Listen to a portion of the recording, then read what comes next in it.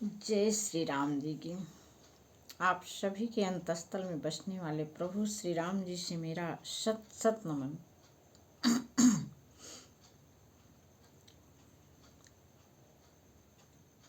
जुड़िए श्री रामचरितमानस कथा से। क्यों जुड़ना है? बस इसलिए कि यहाँ पर हमको जीवन जीने की सारी कलाएं बताई जाती हैं। एक तरीके से ये रामचरितमानस महाकाव्य ही नहीं है, ये हमारे एक आदर्श जीवन का संविधान इसमें लिखा गया है। ये सुखमय जीवन का संविधान है। इसमें हमको सब कुछ मिल जाता है एक सुखी और गृहस्थ जीवन के लिए। तो आइए हम लोग देखते हैं कि किस प्रकार रामचरितमानस की कथा सुन करके हमारे सारे दुख सुख में बदल जाते हैं। ऐसा नहीं है कि दुख आएगा नहीं, लेकिन उसकी उपस्थिति हमको कष्टदायी नहीं होगी। आना तो तय है, लेकिन जब हमें ये एहसास रहेगा कि हमारे अंतस्थल में भगवान श्री राम हैं, तो ये दुख भी उनका ही है और ये उसका निवारण अवश्य करेंगे। ऐसा संबल हम लोगों के हृदय में बना रहता है। दुख आता है, कब चला जाता है हम लोगों को पता ही नहीं चलता है। तो देखते हैं आज की कथा। माता पार्वती जब तप कर रही थी तो उस समय आकाशवाणी हुई कि अब आपके तप से हम सभी प्रसन्न हुए और ऐसा कठोर जीवन त्याग करके अब आप अपने घर जाएं। आपको शिवजी अवश्य मिलेंगे। देखिए, भयो मनोरथ सुफल तो सुनु गिरिराज कुमार, परिहरु दुसह कलेश सब अब मिली हैं त्रिपुरार। हे पर्वत राजकुमारी, पर्वतराज की कुमारी, सुनो, तुम्हारा मनोरथ सफल हुआ। तुम अब सारे असह्य क्लेशों को यानी कठिन तप को त्याग दो। अब तुझे भगवान शिव जी ही मिलेंगे। अस तप काहुन कीन्ही भवानी, भये अनेक धीर मुनि ज्ञानी। अब उर धरहु ब्रह्म बरवानी, सत्य सदा संतत सुचि जानी। हे भवानी, धीर मुनि और ज्ञानी बहुत हुए, पर ऐसा कठोर तप आज तक किसी ने नहीं किया। अब तुम इस श्रेष्ठ ब्रह्मा की वाणी को सदा सत्य और निरंतर पवित्र जानकर अपने हृदय में इसको धारण कर लो। आवे पिता बुलावन जबहि, हठ परिहरि घर जायो तबहि। जब हम ईश्वर की शक्ति से जुड़े रहते हैं तो हमारे अंतर मन में उनकी आवाज सुनाई देती रहती है। तपस्या करने से पहले भी उनकी आवाज सुनाई दी। आए, स्वप्न में आए गौर वर्ण के सन्यासी, उनको सब बता गए कि किस प्रकार तुम्हें भगवान शिव जी की प्राप्ति के लिए तप करना है। और अब तप पूर्ण हुआ तो फिर उनके मन में, अंतर मन में आवाज आ रही है, आकाशवाणी हो रही है। वो आकाशवाणी में क्या कहा जा रहा है कि जब तुम्हारे पिता तुम्हें बुलाने आए तो अब अपना हठ छोड़ देना, जाइए, आपका तब पूरा हुआ। मिलहि तुम्हें जब सप्त ऋषिषा, जानहु तब प्रमाण बागीसा। आने वाली हर परीक्षा के बारे में हमारे अंतर मन में बैठे हुए श्री राम हमको बताते रहते हैं, रास्ता दिखाते रहते हैं। उनकी अनुभूति हम लोगों को लगातार किए रहना है। देखिए, इस कथा में कहीं अगर हमसे कोई भूल हो रही हो तो आप उस पर ध्यान मत दीजिएगा। आप लोग बस इसके भाव को ही ध्यान दीजिएगा, जिससे कि मैं किसी कथा में प्रवीणता नहीं है, ना हमको वह प्रवीणता चाहिए ही कि मैं कितनी कुशलतापूर्वक कितनी अच्छी कथा कह लेती हूँ, ऐसा कुछ नहीं है। मैं बिल्कुल अपने गृहस्थ जीवन में रह करके रामचरितमानस का पाठ मैं स्वयं करती हूँ। आप लोगों से भी प्रार्थना करती हूँ कि आप लोग भी इसे सुनिए और इससे अपने जीवन को सरल और सुखी बनाइए, जो हम सबका परम उद्देश्य होता है। लगातार इसीलिए हम प्रयासरत रहते हैं कि सरलता पूर्वक मेरा हर काम हो और सुखमय जीवन बना रहे। तो देखिए कैसे हर चीज के प्रति इनको रास्ता बताया जा रहा है। माता पार्वती जी को क्या कहे ब्रह्मवाणी हो रही है कि आवे पिता बुलावन जबहि, हठ परिहर घर जायो तबहि, मिलहि तुम्हि जब सप्त ऋषि सा, जानेहु तब प्रमाण बागीसा। जब तुम्हारे पिता तुमको बुलाने आए तो अपना हठ त्याग करके उनके साथ चली जाना, और जब तुम्हें सप्त ऋषि मिले तब इस वाणी को और सत्य जान लेना। सप्त ऋषि अभी आ रहे हैं इनकी परीक्षा लेने। देखिए कैसे सुनत गिरा विधि गगन बखानी, पुलक गात गिरजा हर्षानी, उमा चरित सुंदर मैं गावा, सुनहु शंभु कर चरित सुहावा। इस प्रकार आकाश से कही हुई ब्रह्मा की वाणी को सुनते ही पार्वती जी प्रसन्न हो गईं और हर्ष के मारे उनका शरीर पुलकित हो गया। देखिए जैसे हम लोग कभी खुश होते हैं तो बिल्कुल मन भर जाता है, आंख से आंसू बहने लगते हैं। वही स्थिति माता पार्वती की भी हुई। याज्ञवल्क्य जी भरद्वाज से बोले, ये कथा वहां से चली आ रही है। याज्ञवल्क्य जी भरद्वाज जी को सुना रहे हैं। बोले कि मैंने पार्वती का सुंदर चरित्र सुनाया, आप शिव जी का सुहावना चरित्र सुनिए। इतनी देर तक तो ऋषि याज्ञवल्क्य भरद्वाज जी को कथा सुना रहे थे। कह रहे हैं कि अब तक तो मैंने पार्वती जी का चरित्र सुनाया, अब शिव जी के बारे में सुनिए। जब ते सती जाई तनु त्यागा, तब ते शिव मन भयउ विरागा, जपहि सदा रघुनायक नामा, जहाँ तहाँ सुनहि राम गुण ग्रामा। जब से सती ने जा करके शरीर त्याग दिया तब से शिव जी के मन में भी एकदम वैराग्य हो गया। वह सदा श्री रघुनाथ जी का नाम जपने लगे और जहाँ तहाँ श्री रामचंद्र जी के गुणों की कथाएं सुनने लगे। अरे हम मानो कैसे हैं, क्या सुनते हैं, क्या जानते हैं, क्या चाहते हैं। आखिर कहते तो हैं कि हमारे वेद हमारा सनातन धर्म, लेकिन यहाँ पर शिव जी भगवान श्री राम की कथा कह रहे हैं, सुन रहे हैं, लगातार उसकी चर्चा। हरि अनंत हरि कथा अनंता। यह कथा बस ऐसे ही हमारे जीवन में चलती रहती है जैसे नित्य का भोजन और पानी जीवन के लिए। यह कथा भी हमको सुखमय जीवन के लिए निरंतर उतनी ही सेवन करनी है जैसे हम भोजन करते हैं, जैसे हम जल पीते हैं, जैसे हम श्वास ग्रहण करते हैं। शरीर के लिए तो इतना साधन जुटाते हैं, लेकिन मानसिक पोषण के लिए हम क्या करते हैं? कहाँ उसको टाइम हम दे रहे हैं? कहाँ से अपने मन की भूख मिटा रहे हैं? मन की भूख को मिटाने वाला सबसे बड़ा साधन बस रामचरितमानस ही है। अब इसमें देखिए क्या कहा जा रहा है कि भगवान शिव जी जहाँ तहाँ रघुवर की कथा सुन रहे हैं।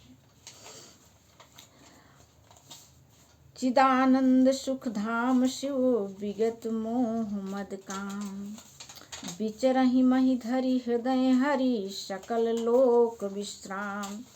चिदानंद सुख के धाम, मोह मद और काम से रहित शिव जी संपूर्ण लोकों को आनंद देने वाले भगवान श्री हरि यानी रामचंद्र जी को हृदय में धारण कर भगवान के ध्यान में मस्त हुए पृथ्वी पर वे विचरण कर रहे हैं।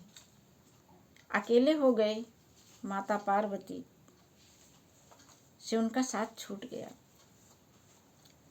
कतहु मुनि उपदेशहि ज्ञाना, कतहु राम गुण करहि बखाना। वे कहीं मुनियों को ज्ञान का उपदेश करते हैं, कहीं श्री रामचंद्र जी के गुणों का वर्णन कर रहे होते हैं। यही उनकी दिनचर्या हो गई है। यद्यपि अकाम तदपि भगवाना, भगत बिरह दुख दुखित सुजाना। यद्यपि सुजान शिव जी निष्काम हैं, तो भी वे भगवान अपने भक्त सती के वियोग के दुख से दुखी हैं। सती उनकी भक्त हैं, भगवान शिव जी की, अपने भक्त के दुख से दुखी हैं। भगवान भी, हम सब अगर उनकी सच्ची भक्ति करते हैं, हम भगवान में रमे, भगवान मुझ में, तुम मुझ में, मैं तुझ में, तो इस तरह से हम लोग ये देख सकते हैं कि हमारा कष्ट भगवान का कष्ट बन जाता है। तो क्यों हम उनको कष्ट में डालें? हम लोग अच्छे आचरण करें, हम भी सुखी रहें, भगवान भी सुखी रहें, सारी सृष्टि सुखी रहे। और अच्छे आचरण हम सिर्फ और सिर्फ भगवान श्री राम की अनुभूति जब करते रहेंगे, तभी हमसे अच्छा आचरण भी होता रहेगा।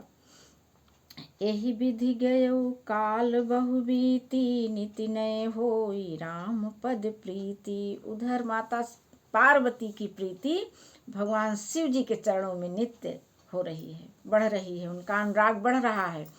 और इधर भगवान शिव जी का अनुराग राम के चरणों में जा रहा है। नीति नय होई राम पद प्रीति, भगवान शिव जी राम को भज रहे हैं।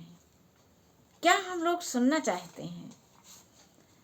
आखिर क्या जानना चाहते हैं? रोज की भागम भाग में लगे हुए हैं, पेट भरने के जुगाड़ में लगे हुए हैं। हम ऐसे ऐसे शक्ति स्रोतों से जुड़ें कि जब सारे जुगाड़ स्वतः मेरे पास चल के आ जाएं। ये होता है रामचरितमानस का पाठ। कथा की कुशलता नहीं कि हम कितनी अच्छी कथा कह लेते हैं, बस इसके भाव को समझ करके और वैसा ही हमको आचरण करना है। जब तक ये हमसे नहीं जुड़ती है, तब तक हमारा कोई अस्तित्व ही नहीं रह जाता है। हम सूखे पत्ते की भांति हवा में बिना दर ठिकाने के भटक रहे होते हैं, अपनी जड़ से दूर होकर के। जहाँ जड़ पा जाते हैं, फिर हमारा जीवन राम रूपी जड़ से जुड़ करके वो हरा भरा हो जाता है। नेम प्रेम शंकर कर देखा, अविचल हृदय भगत कै रेखा। शिव जी के कठोर नियम, अनन्य प्रेम और उनके हृदय में भक्त की अटल टेक को जब रामचंद्र जी ने देखा, तो फिर अब आगे क्या हो रहा है? प्रगटे राम कृतज्ञ कृपाला, रूपशील निधि तेज विशाला। बहु प्रकार शंकर ही सराहा, तुम बिन अस व्रत को निर्वाहा। तब कृतज्ञ उपकार मानने वाले कृपालु रूप और शील के भंडार महान तेज पुंज भगवान श्री रामचंद्र जी प्रकट हुए। उन्होंने बहुत तरह से शिव जी की सराहना की और कहा कि आपके बिना ऐसा कठिन व्रत कोई नहीं निभा सकता, ऐसे व्रत का निर्वहन कोई कर ही नहीं सकता है।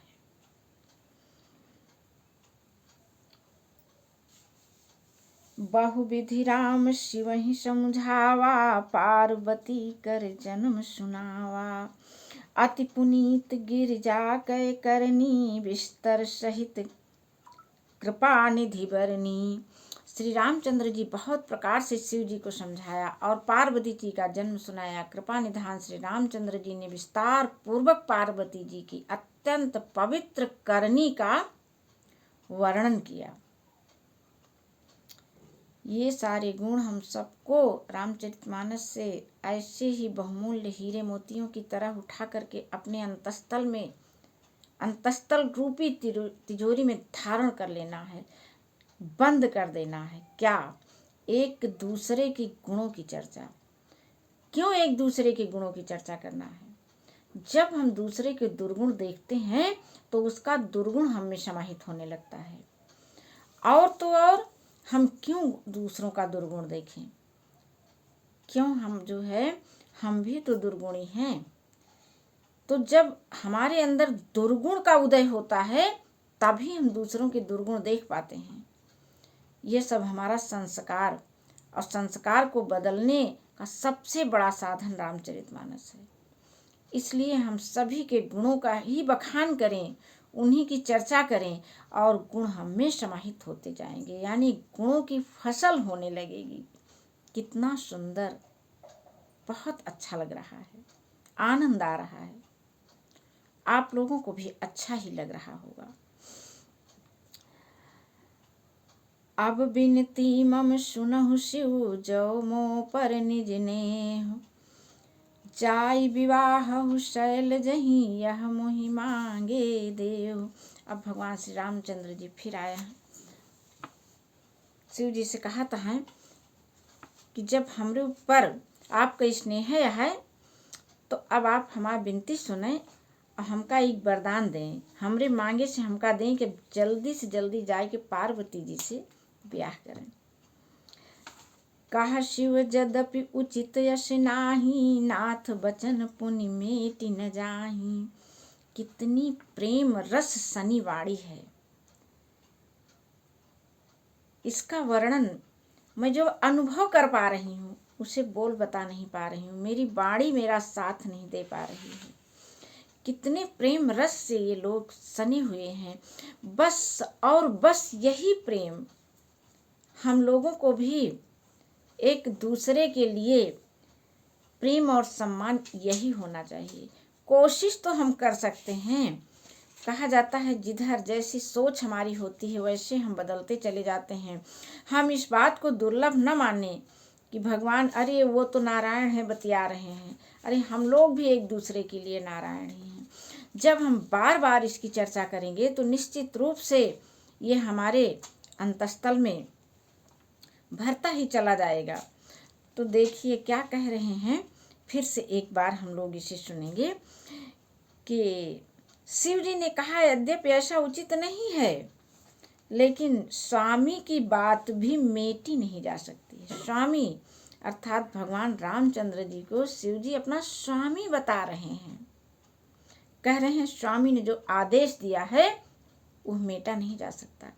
यह नियमों का बंधन है, यह है प्रेम का बंधन। और जिस जगह प्रेम का बंधन तोड़ दिया जाता है उस जगह देवता के बदले कौन आ जाता है आप समझ लीजिए, मैं नहीं कह पाऊंगी।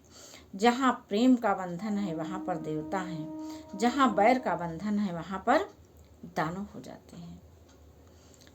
तो हम लोग भी यही सब तो सीखना है रामचरितमानस पढ़ पढ़ करके। देखिए फिर कह रहे हैं कि स्वामी की बात भी मेटी नहीं जा सकती। हे नाथ, मेरा यही परम धर्म है कि मैं आपकी आज्ञा को सिर पर रख करके उसका पालन करूं। भगवान श्री राम की आज्ञा सिरोधार्य करके शिव जी क्या कहने चल रहे हैं आगे देखिए। मातु पिता गुरु प्रभु कै बानी, बिनहि विचार करिए शुभ जानी। आज कैसी दशा हो गई है रामचरितमानस कि सीख के अभाव में ये हम लोगों की दशा हुई है। क्या हुई है कि माता पिता गुरु और स्वामी की बात को बिना ही विचारे शुभ समझ करके मानना चाहिए।